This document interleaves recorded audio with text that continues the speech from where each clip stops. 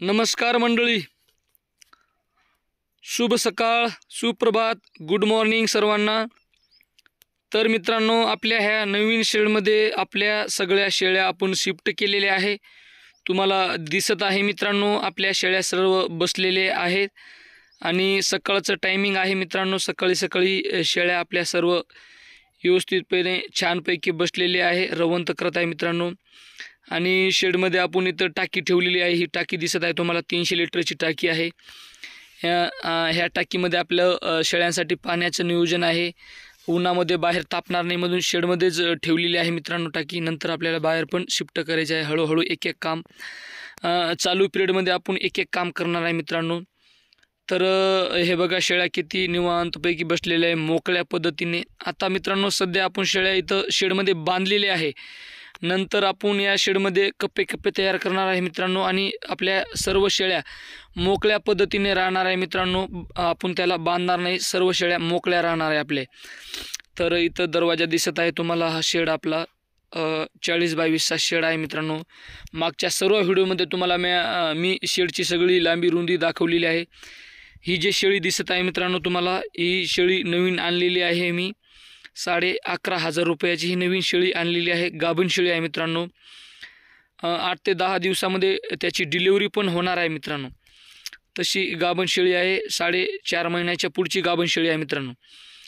तर हे बघा, तुम्हाला मध्ये दावण वगैरे दिसत आहे, त्या दावणीला आपण शेळ्या वगैरे बांधलेल्या आहे। आजूबाजूला आपले पिल्ले वगैरे बांधलेले आहे।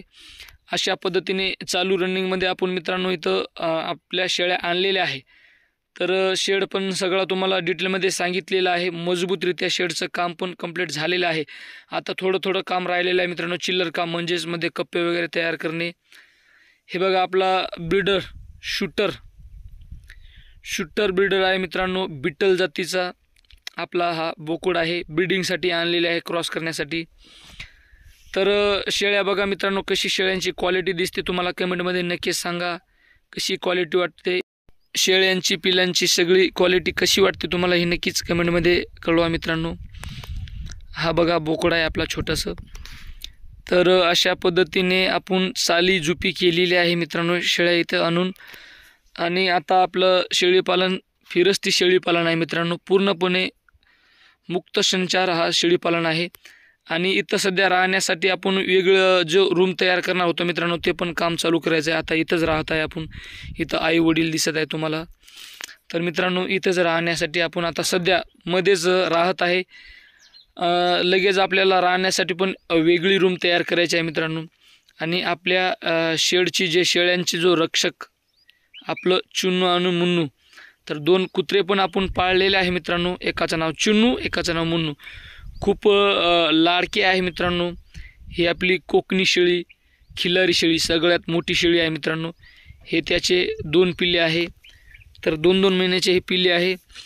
आणि ही जे त्याच्याजवळ बसलेली आहे ती पहिल्या वेताची पाट आहे मित्रांनो, ही दुसऱ्या वेताची। तर बाहेरून तुम्हाला दाखवतो मी शेळ्या वगैरे।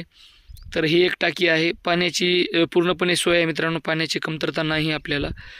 तर आपली गाडी वगैरे डायरेक्ट शेडवर येते मित्रांनो, रस्ता केलेला आहे येण्यासाठी। आणि आपल्याला चारी बाजूने आता कंपाऊंड पण जाळी करायची आहे।